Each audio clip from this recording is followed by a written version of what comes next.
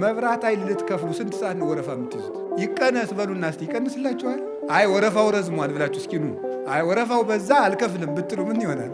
እኔ አላውቅም የሚሆነውን ከተማ ስለማልኖር። ሳስበው ግን የሚሳካ አይመስለኝም። ከሰውና ከጅብ በሆድ ማን ይበልጣል? ጅብ አይደል? ግን ትልቁ ፍጥረት ማን ነው? በሆድ የሚበልጥ ማን ነው? ይሄ እንግዲህ ስለዚህ አንፌር ነው ማለት ነው። እኛ ከበለጥን በሆድ መብለጥ ያለብን ማን ነው? እኛ ነበር መብለጥ የነበረብን። የከበርን ፍጥረታችሁ እናንተ ናችሁ ብሎ ከጅብ ያነስን ከበላን ተበድለናል ማለት ነው። መብታችን። ስንፍና፣ እንቅልፋምነት የምን ውጤት ነው? ያለ መጾም ውጤት። መጾም ሰውን እግዚአብሔርን ያስመስላል። መጾም ሰውን ሰው ያደርገዋል። መጾም ሰውን መልአክ ያደርገዋል። መጾም ሰውን የመላእክት ጓደኛ ያደርገዋል። ጾም ሰውነት ነው። ሰው መሆን ከፈለጋችሁ ጾሙ። አውሬ መሆን ከፈለግ ብላ 24 ሰዓት። እንስሳ መሆን ከፈለግ እንደ እባብ እንኳን እኮ ይጾማል። እባብ 40 ቀን ይጾማል። ስለዚህ እግዚአብሔር ሰሞች ጾም ምንድን ነው ከተባሉ የሰው ክብር ሰውነት ነው።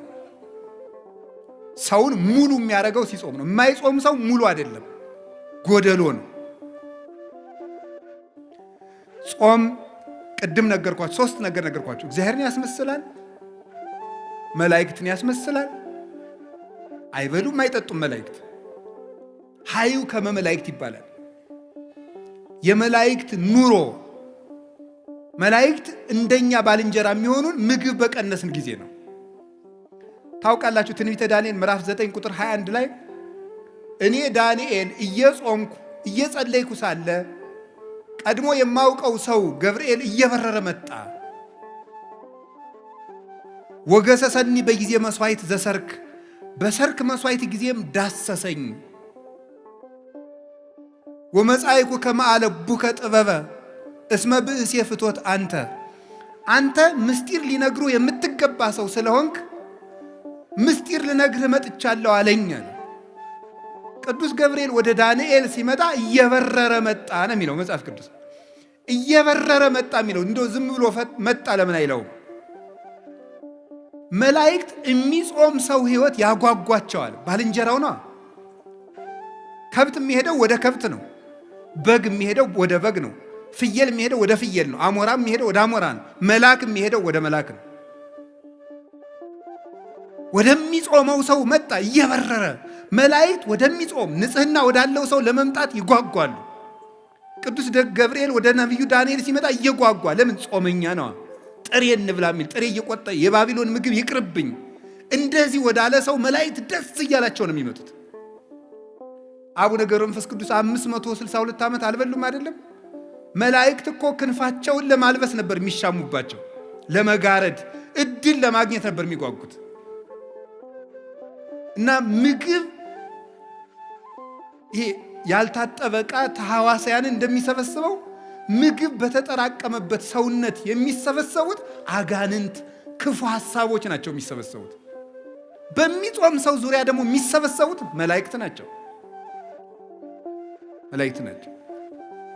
ጌታችን መድኃኒታችን ኢየሱስ ክርስቶስ የማቴዎስ ወንጌል ምዕራፍ 4 ላይ እንደነገረን ወምዛ ሀደጎ ዲያብሎስ ወመፁ መላእክትን ዘያኩትጎ፣ ዲያብሎስ ፈተነውና አለ ምግብ አቅርቦ ጌታን ፈተነው።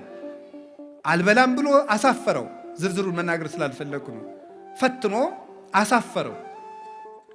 እሱን ካባረረው በኋላ ምን ማለት መላእክት መጡ እያመሰገኑት ይላል። እዚህ ውስጥ ሊተላለፍ የተፈለገው ምንድን ይመስላችኋል? አንደኛው ሊቃውንቱ እንደሚተረጉሙት ጌታን ሰይጣን ራሱ አላሸነፈኝም መላእክት ተራርተውት ነው እንዳይል ነው ይላሉ። መንፈሳዊ ደግሞ ከኛ ጋር የሚሄድልን ምንድን መሰላችሁ? ዲያብሎስ ጌታን በትኩስ ዳቦ ከፈተነው በኋላ ጌታ ድል ከነሳው በኋላ መላእክት መጧል። ምን ማለት ነው? የስስትን ሰይጣን ብሉ ብሉ ብሉ ብሉ እያለ የሚፈትነውን ጾም ለማስፈረስ የምግብ ሽታ እያመጣ ምግብ የሚጋብዙ ሰዎችን እያመጣ የሚፈትነውን ሰይጣን ወደ አሸነፈ ሰው መላእክት ይመጣሉ ማለት ነው። መላእክት ይመጣሉ። ጌታ ያንን ዳቦ ድንጋዩን ዳቦ አድርገህ ብላ ብሎት እሱን ሰው በእንጀራ ብቻ አይኖርም ብሎ ካሳፈረው በኋላ ነው መላእክት የመጡት። ስስትን ካሸነፋችሁ መላእክት ወደ እናንተ ይመጣሉ ለማለት ነው። የስስት ሰይጣን የሚባል አለ። የስስት ሰይጣን የሚባለው ብሉ ብሉ የሚልና በጾም ጊዜ የምግብ ሽታ የሚያመጣ ነው። ይገርማችኋል። ጾም ሸቷችሁ የማያውቀው ሻይ ጧት ነው የሚሸታችሁ። የጾም ዕለት ማለት ታይቶ የማይታወቅ ጓደኛ የዚህ ያለት ምሳ እንብላ እያለ ሊመጣ ይችላል። ይህን የሚያመጣው የስስት ሰይጣን ነው። በሰዓቱ ቢቀርብልን የማንበለውን ያደረ ወጥ ማልዳ እንድንበላው ያደርጋል። እንዲህ የሚያደርግ ማን ነው? የስስት ሰይጣን ነው። ለዚህ ነው መጽሐፈ መነኮሳት ምግብ አትርፈህ ከበዓትህ እንዳታሳድር የሚለው። የስስት ሰይጣን ማለዳ ብላው ብላው ሊያሰኝህ ይችላል። ማስጎምጀት ነው። በቃ ማጓጓት፣ ታንቄ ልሙት የሚያስብል ብሉ ብሉ ብሉ። እንደው ምግቡን ጨርሶ ሲጨርስ ንጉሠ ነገሥትነት የሚሾም የሚያስመስል የሚያጓጓ ሰይጣን አለ። ያንን ካሸንፋችሁ የመላእክት ዘመዶች ትሆናላችሁ። ከዚያሳ ዳንኤል ጾመ፣ ቅዱስ ገብርኤል መጣ። ምን አለ? ዳሰሰኝ ከንፈሬን አለ። ምን አደረገ? ጥበብ ገለጸልኝ። የ490 ዓመት ማህተም ተረጎመለት፣ ትንቢት ተረጎመለት፣ ምስጢር ነገረው፣ ልብ ሰጠው። አሁን ልብ ያጣነው ጾም ትተን ዳንኤል ጾመና ነቢዩ ምንድን ያለው? ቅዱስ ገብርኤል ለዳንኤል ምንድን ያለው? መጻይኩ ከማለቡከ ወዜኑ ከጥበበ፣ ጥበብ ልነግርህ፣ ልብ ልሰጥህ፣ ማስተዋል ልነግርህ መጥቻለሁ። አሁን የምንዘነጋ መጽሐፍ እየተመለከትን እንቅልፋችን የሚመጣ ማስተዋል የማንችል የተሰበክነው ስብከት እዚሁ እንደ ቆሎ ረግፎ የሚቀር ቤታችን አንጠልጥለ ነው እንዳንል የሚያደርግ ምንድን ነው? ስለማንጾም ነው። ስንፍና፣ እንቅልፋምነት የምን ውጤት ነው? ያለ መጾም ውጤት። እንግዲህ መጾም ሰውን እግዚአብሔርን ያስመስላል። መጾም ሰውን ሰው ያደርገዋል። መጾም ሰውን መልአክ ያደርገዋል። መጾም ሰውን የመላእክት ጓደኛ ያደርገዋል፣ ባልንጀራ ያደርገዋል፣ ያዛምደዋል። መላእክት ደስ እያላቸው ይመጣሉ ወደሚጾም ሰው። ጌታ ምንድን ነው ያለው? ክፉ ሰይጣን ያለ ጾም አይወጣም አይደል ያለው? ስለ እግዚአብሔር ሰዎች መልአክ መሆን ከፈልጋችሁ፣ የመላእክት ዘመድ መሆን ከፈልጋችሁ፣ እግዚአብሔር መምሰል ከፈልጋችሁ ጾሙ። የነቢያት ጾም ደግሞ አባቶቻችን በረከት ተቀብለውበታል።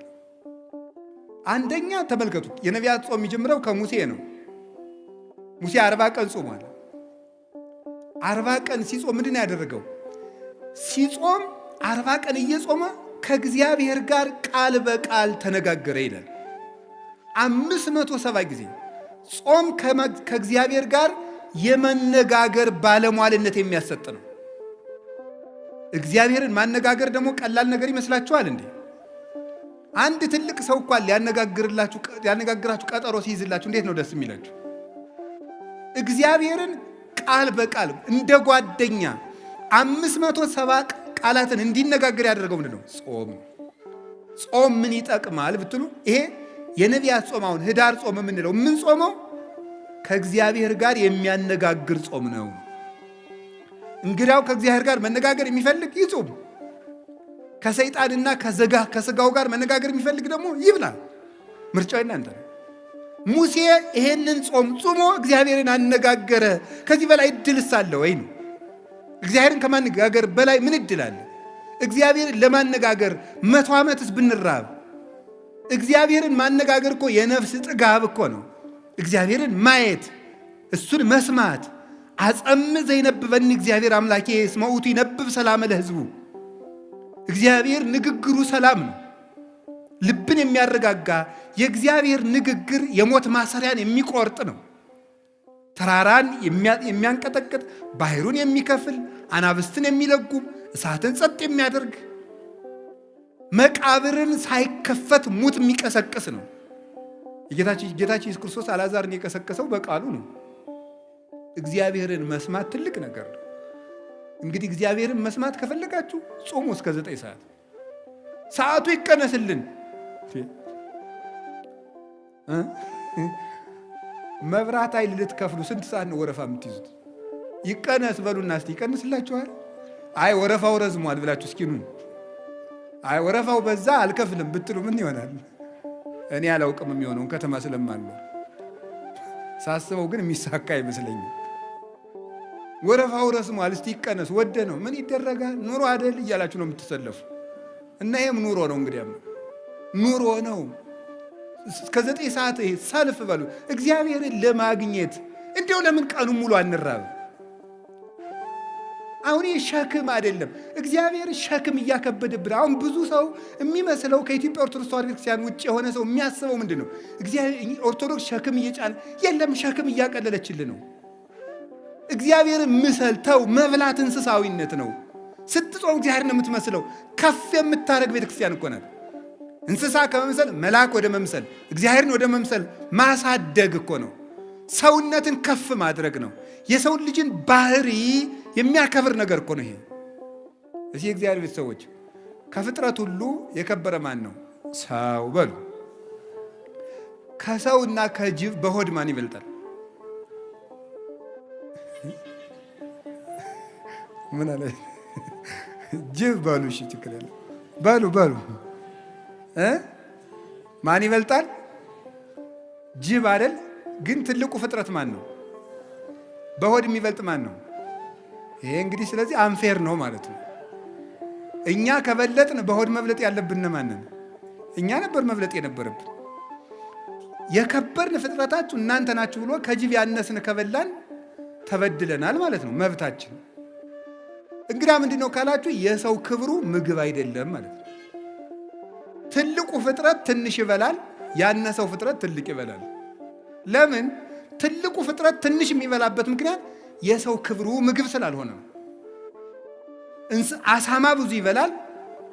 አሳማን ግዛ ተብሎ የተፈጠረው የሰው ልጅ ግን ትንሽ ይበላል።